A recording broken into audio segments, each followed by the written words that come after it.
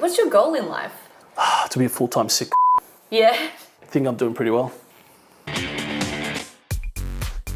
If you were on the internet in the late noughties, you may have come across this guy, Zyzz, who pioneered bodybuilding culture in Australia. Alongside his older brother Chestbrah, Zyzz coined the terms "you myron brah" and "shredding for stereo." After his meteoric rise to fame, Zyzz passed away in 2011 at just 22 years old. A well-known Sydney bodybuilder has died after collapsing in a sauna in Thailand. We caught up with Chestbrah to talk about his brother's legacy and what it was like growing up as one of Australia's OG influencers.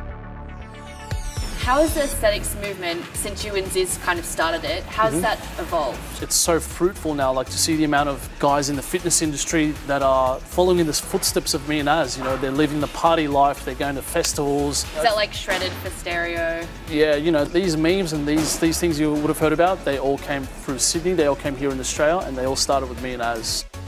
One of the memes on the internet is Zyzz as quite like a skinny young dude. Yes. Like next to a picture of Zyzz in his full final. I think I know which one you're talking about. It's like they told me to become anyone I could, so I became Zyzz. Yes, that exact I've meme. seen every single one of that. Yes. Do you think that he gave a lot of skinny, scrawny guys a bit of hope? Of course. He was way ahead of the game. He was an influencer before influencers. Yeah. You know, he was on the gram before the gram existed. He was the guy who started it all. Like he was the voice for all the skinny dudes out there who wanted to get bigger and get attention or get girls or get noticed or get respect. And did he get all those things? Yeah, he did.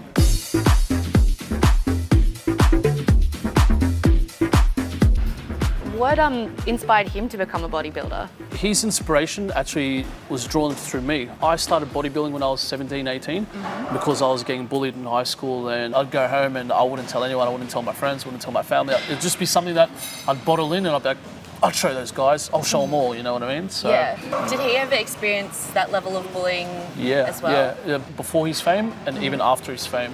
He was very, very insecure, and he was in a lot of pain and a lot of hurt because deep down, he's still that skinny kid.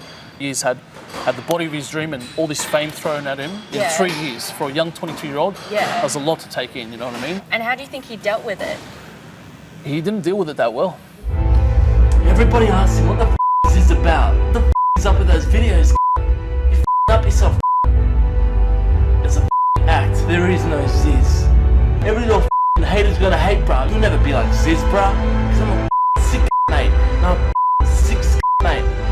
What about Zyzz? What do you think he would be doing if he wasn't as buff, if he still stayed He'd still scrawny? be larger than life. What field do you reckon he would have gone into? Hollywood. Really? Like an actor? Yeah. Without the body, without the looks, even without his personality alone, he would have made it in Hollywood.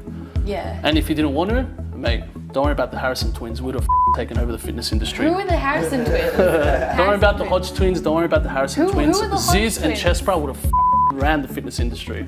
I'm telling you. What's the legacy that you want to leave of you and Zyzz? But I want us to be engraved in history for how we changed and how we shaped the fitness industry to be what it is now. If I die tomorrow, I could die a happy man knowing that Zyzz and I influenced not thousands, not hundreds of thousands, but millions of people. Do you think Zyzz would be proud of you as you are now? He would. He'd be very proud.